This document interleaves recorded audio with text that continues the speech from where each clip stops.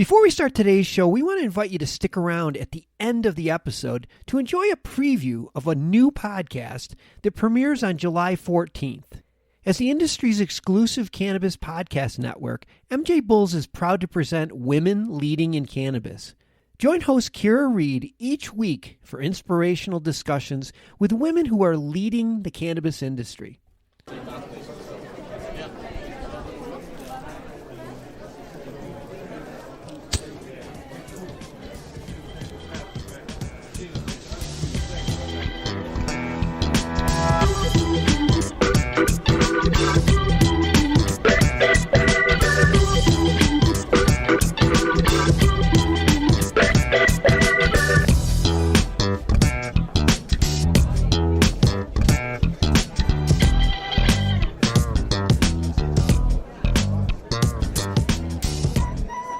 Hello, everybody, and welcome to the Deadhead Cannabis Show. This is Jim Marty reporting from Longmont, Colorado. I've got my partner, Larry Mishkin, up in Chicagoland. How you doing, Larry? Jim, I'm doing just fine. Thank you. Always nice to hear from you. It's a rainy day here in Chicago, which, maybe is a good thing to get these every now and then. As long as my basement doesn't flood, I'll be happy. But yeah, it's everything here is going just fine. And in fact, we got a recent announcement from the marijuana group up at in Springfield telling us that it looks like the winners of the dispensary licenses are going to be announced either by the end of the first week or the beginning of the second week of July. And they're already warning us that in some of the districts there may be ties. And when they have ties, there's going to be a tiebreaker, which is going to be conducted in August. Everybody's name will just be thrown into a hat and they'll pull out one name and that'll be the winner. Not the most ideal way to do it, but that's the way they're going to. And then they also said that they did not experience as much of a delay scoring the cultivation and processing applications, and that those announcements should be coming relatively soon thereafter. So if they can really keep to that, that's a great thing for us, and it really pushes this program forward very quickly. Excellent.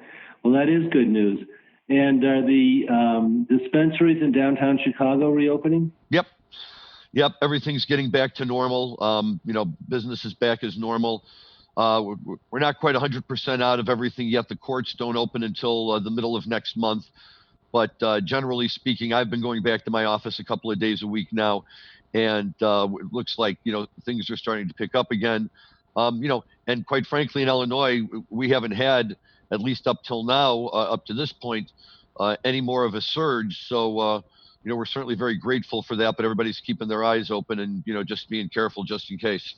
Okay. Well, very good. And so we have some things to talk about on the cannabis front. Yes. A whistleblower came forward and had some concerns about the Department of Justice related to marijuana mergers and acquisitions. Yes, that's right, Jim. And as you and I were talking about before the show, the problem is, of course, that everybody, it seems, in Washington, D.C. is politically motivated one way or the other. And so, when a whistleblower comes forward, the first thought is, does the whistleblower have a motive other than what the issue that they're actually raising is all about? In this case, maybe he does, maybe he doesn't, but the nature of the allegation being made is particularly concerning to me. As you and I often discuss, Jim, trying to talk politics these days is a path to danger. And if you don't have a couple of good fatties right next to you, you could really be getting yourself in trouble.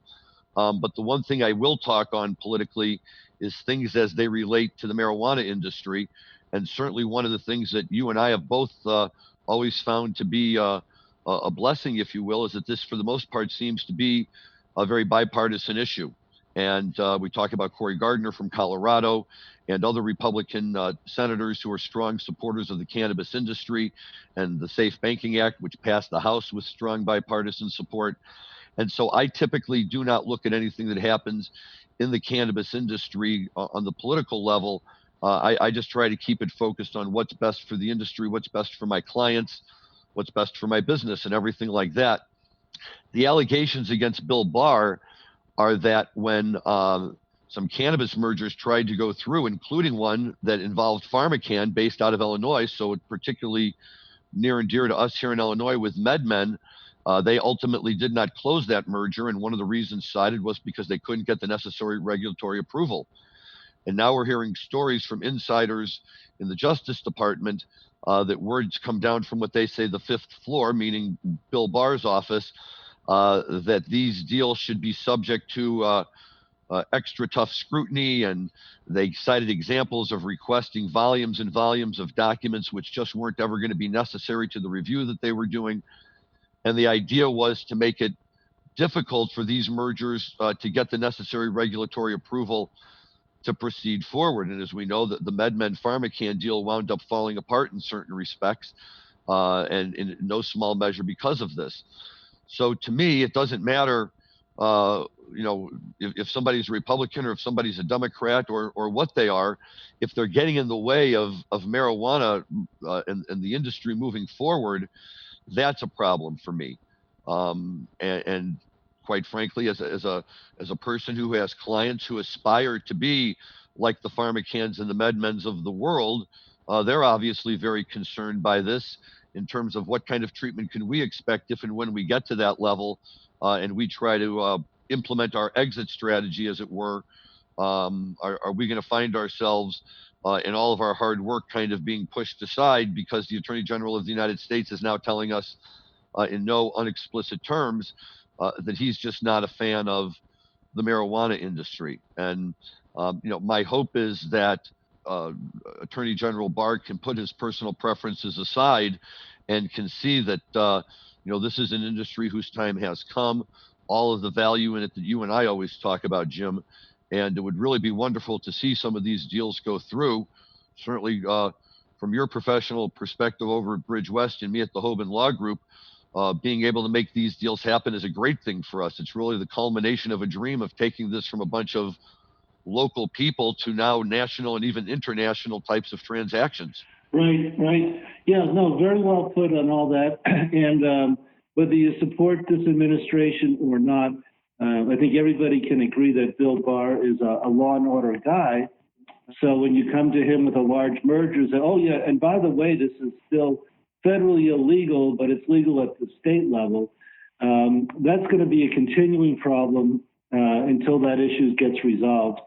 The conversations that you and I have had and continue to have is what will happen to the industry as we've known it for the last 10 years if the federal government suddenly made cannabis and cannabis products legal. Would we lose out to big pharma, big tobacco? Would the FDA show up at your door the next week? So many unknowns.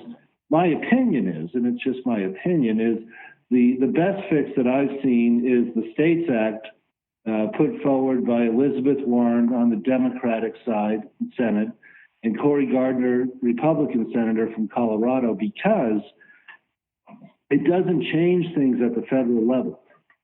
So the worries that we have of big tobacco and the FDA and alcohol, firearms showing up at your door, the States Act, all it does is say it's still legal at the federal level, but the states can regulate cannabis as they want to.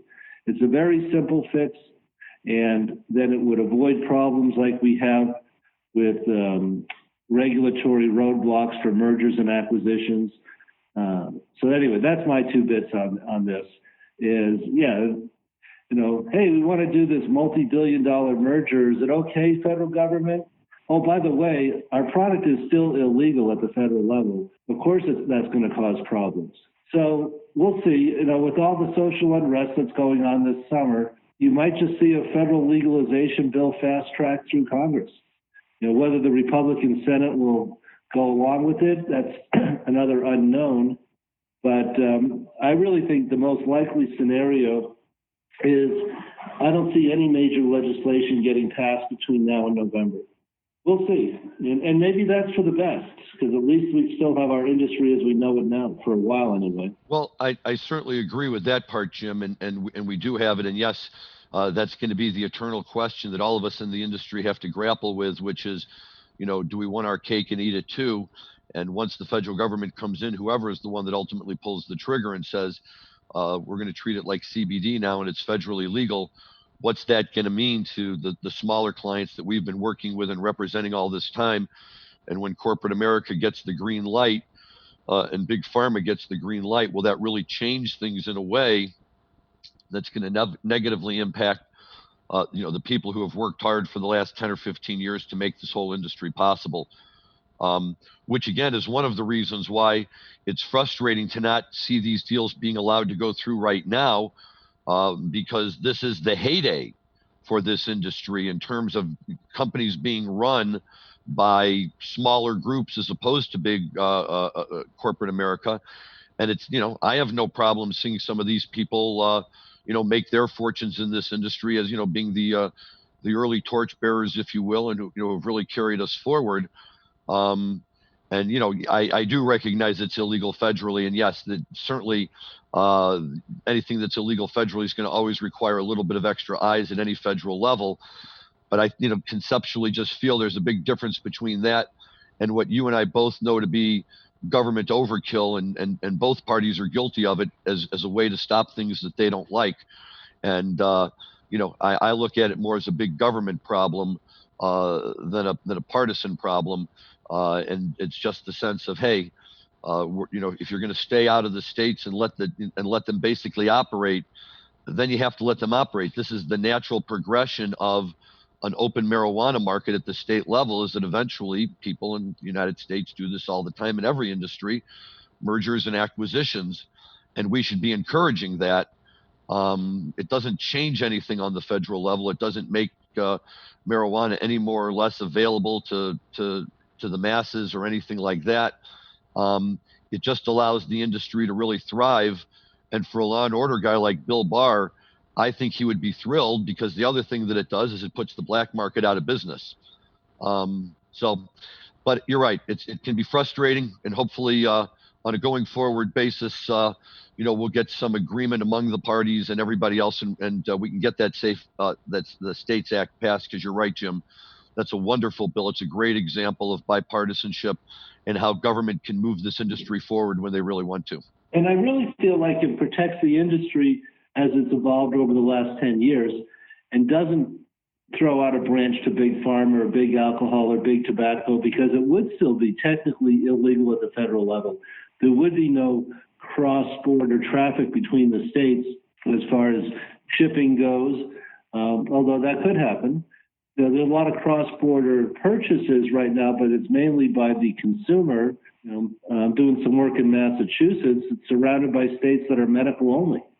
And so Massachusetts sits in the middle of all those medical only states, has a thriving cross-border adult use market right now. So things are still, very much up in the air. And I guess that's the way you and I like it, kind of, right? Yep. As long as they need us to sort it out, it's a good day. Yeah. All right. So that's what's going on politically. Musically, they're starting to have shows in Denver. Our son Jack plays keyboards in a band called Swerve. I always get the name mixed up. And he's played at an event. There was 50, 75 people there in Denver last week. So Colorado's starting to open up, and our new cases have been pretty steady. Our deaths are very low. Our hospitalizations are very low. So I was in downtown Denver last week, and the retail was thriving. Had dinner with clients at my favorite steakhouse, Elway's, where I've taken you out to dinner before, Larry. You have. It's quite a place. Very tasty. Yeah. So are the restaurants in Chicago opening up? Slowly but surely. Outdoor eating is very big right now. In fact, in downtown Chicago, a couple of streets in the restaurant area were closed off so that the restaurants could put more tables out on the streets to serve a larger clientele. In the next week or two, we're going to enter the next phase, which will then allow more indoor dining. I think up to 25 and then eventually 50% capacity is what they're shooting for between now and the end of the summer. Yeah, they're doing that here too. They're putting tables with umbrellas and chairs out in the parking areas and alleys. behind the restaurants. Yep, everywhere. It's actually kind of interesting to see. But yeah, and I appreciate it. It's nice to just see that, people are trying hard. They're getting back out there. I'm glad that restaurants are getting an opportunity to bring a little more business in the door. It hasn't been easy for them or anybody. And, look, Jim, knock on wood, if we can just figure out a way to help, contain this problem and minimize the amount of sickness and everything else we get, that'll be a wonderful thing.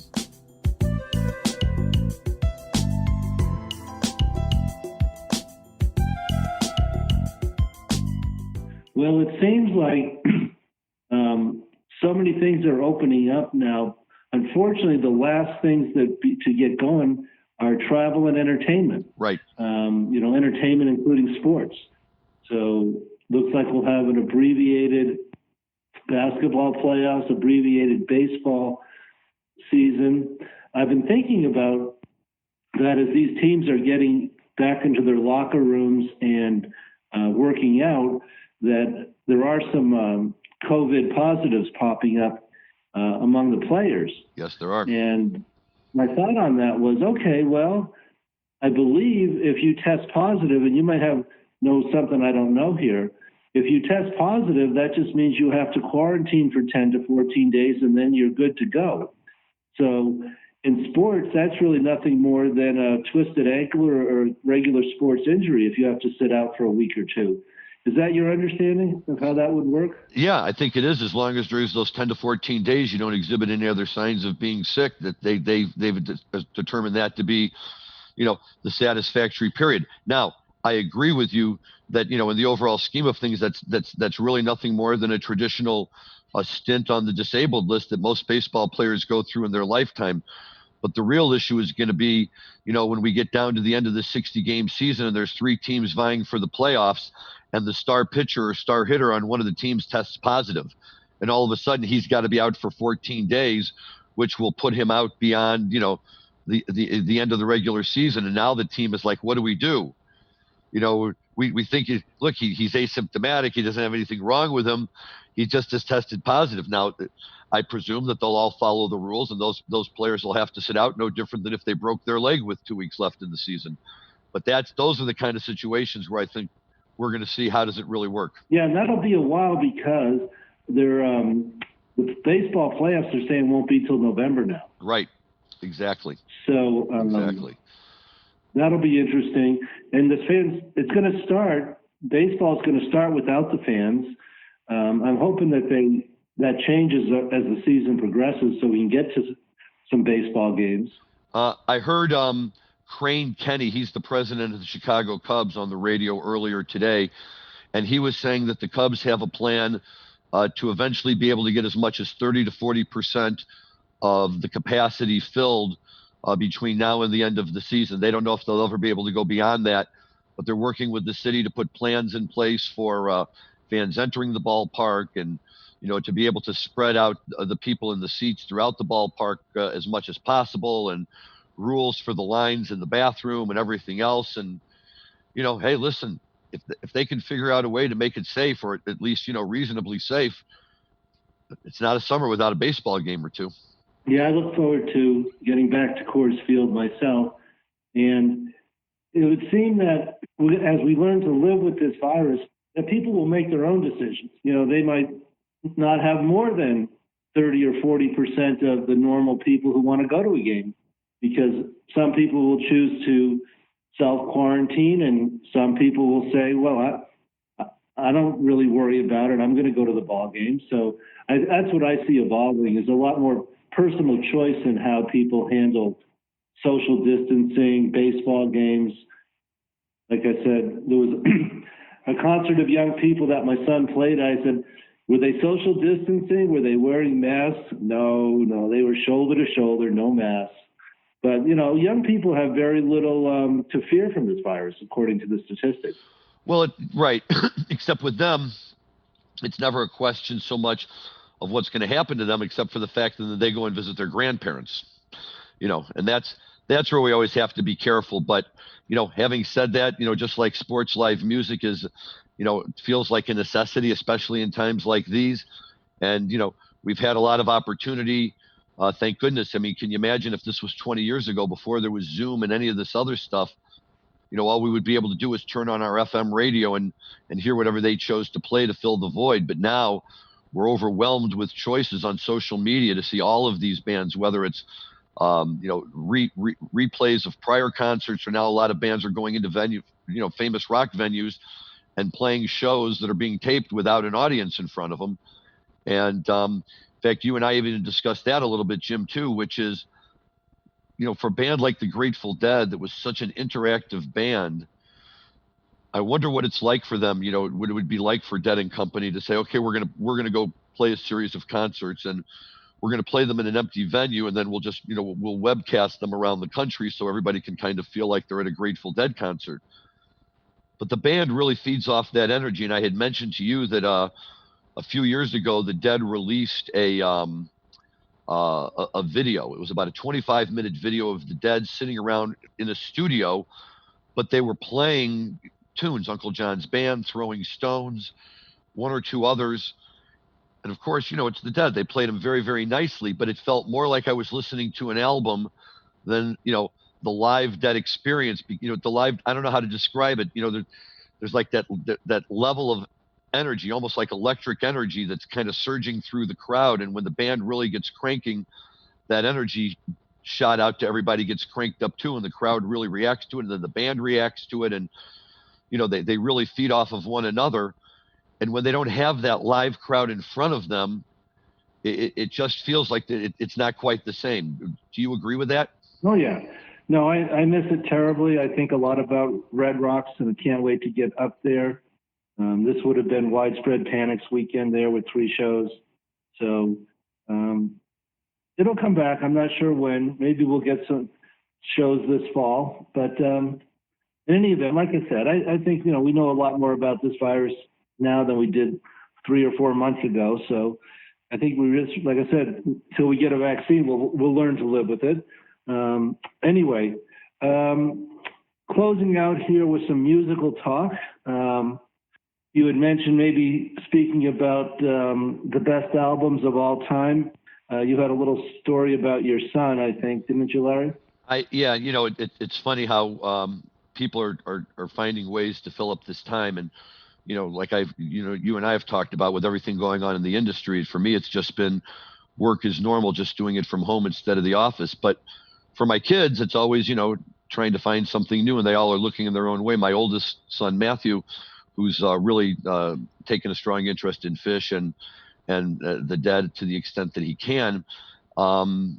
Very interesting. About a month or two ago, he texted me and he asked me to send him a list of, basically my top 50 classic rock albums of all time.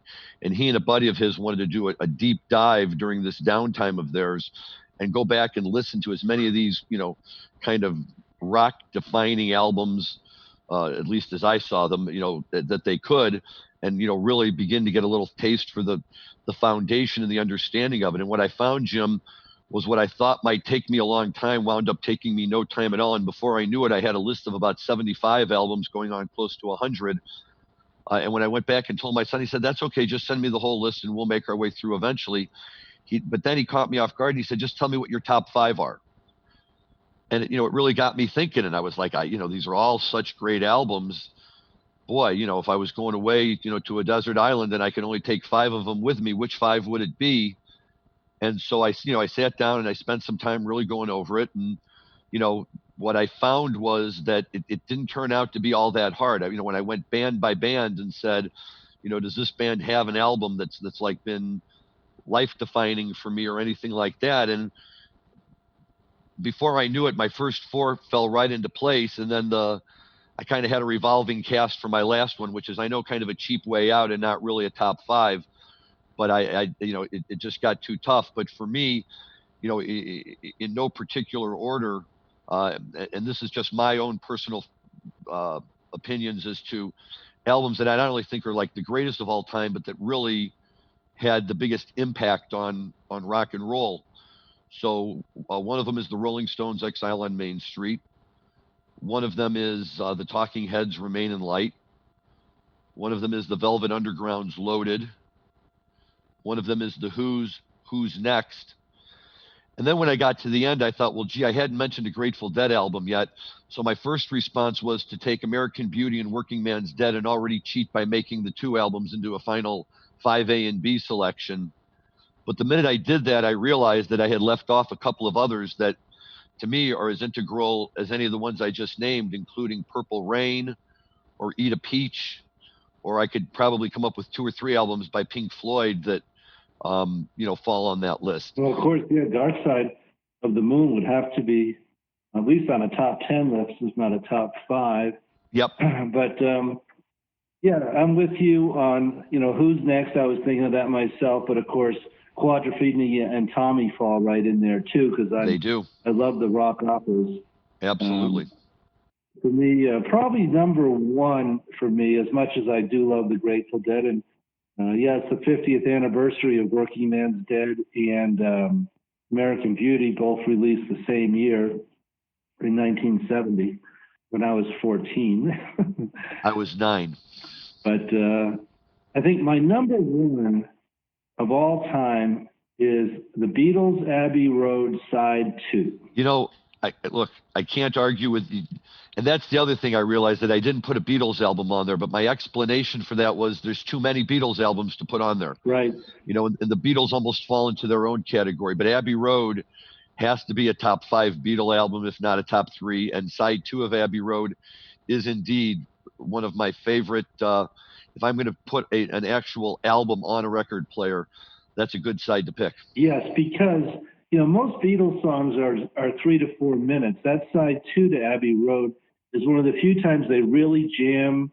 Ringo gets a drum solo, so it really flows beautifully. It does, and that the White Album is such a wonderful album. Let It Be is such a wonderful album.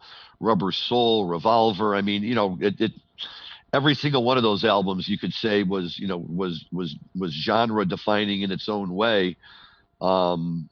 It's just great stuff. So hence I said, okay, well, fine. My top 5 is spilling over into my top 10, which spilled over into my top 20. And before I knew it, I was almost at 100. But what's been great is that my son's been listening to all of them, and then he writes back and gives me his thoughts on each album, which song he likes on the album. And then I'll go back and say, okay, well, now that you've listened to it, here's my 3 favorite songs off of these albums or whatever. So it's been a lot of fun just to go back and revisit all that music, some of which I haven't even listened to in a long time. But I have to tell you, Jim, it's a great way to really reach out and bond with your children. And I know you and I have talked about it, especially with your son and his musical talents, playing in a Fish cover band, and my boys, who all have such a strong interest in the Dead and Fish and all of that. And once again, we were in St. Louis this past weekend to be with my father for Father's Day. And at one point, my nephew was looking for something in the shelving that my dad has in his TV room, and he opened it up, and there was all a big stack of my father's albums in there. And so we went in and we started looking at all the albums, and I wish I could tell you that there was one album I saw. It was all classical music and Broadway show tunes, and he loved it, and good for him. But there's nothing in there that I would have ever wanted to sit down and listen to, and yet my kids can't get enough of my music. Right. Yeah, mine too. We always put on some good dinner music last weekend for Father's Day. So, well, this has been a great discussion, a very interesting podcast. We covered a lot of ground, from reopening to federal legislation on cannabis to best albums of all time. I am going to get ready to sign us off, Larry, unless you have something else. I do not, Jim. It has been a great show. It's always a pleasure talking with you. These are great issues to discuss, both on the music side and the marijuana side. And by God, should give people a lot of stuff to ruminate over one night if they're sitting around enjoying the product.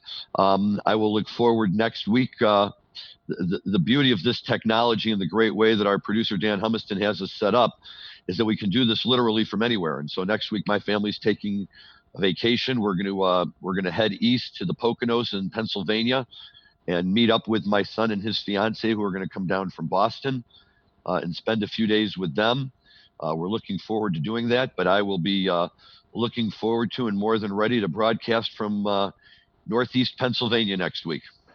Okay, and I will be taking a vacation the week of July 4th, and I will not have cell service because I will be descending the Green River through Desolation Canyon in Utah. Wow. And not only will I not have cell service, I won't even be bringing a watch for the 5-day trip. Unbelievable. That sounds fantastic. What a great trip that's going to be. So this is Jim Marty saying over and out for the Deadhead Cannabis Show. Bye, Larry. Bye, Jim. Thanks. Have a great week, everyone.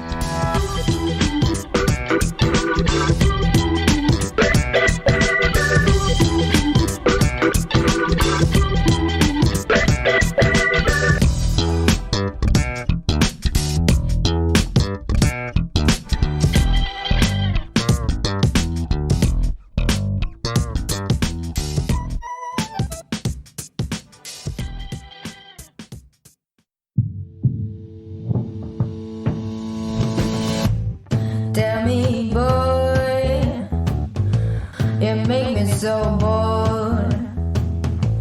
You need to walk the other way. I tell you once more. Please get out of my way. I don't want you no more. We're done here, boy. I know you think you're so fine,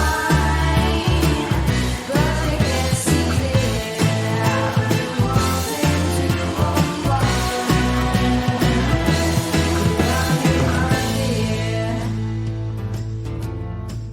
Hi, my name is Kira Reed, and I'd like to invite you to be inspired by the women who are leading in the cannabis industry. Each week, we will discuss empowerment, leadership, and what it means to be a woman in charge in marijuana, hemp, and CBD. As the founder of the Women Empowered in Cannabis community, I have had the great pleasure to get to know many brilliant and talented women who are CEOs, executives, politicians, advocates, and community leaders that are focused on creating a cannabis economy that is just, fair, and equal. We'll learn how these women make decisions, how they navigate a predominantly male industry, and what they're doing to level the playing field for women. I hope you'll join us.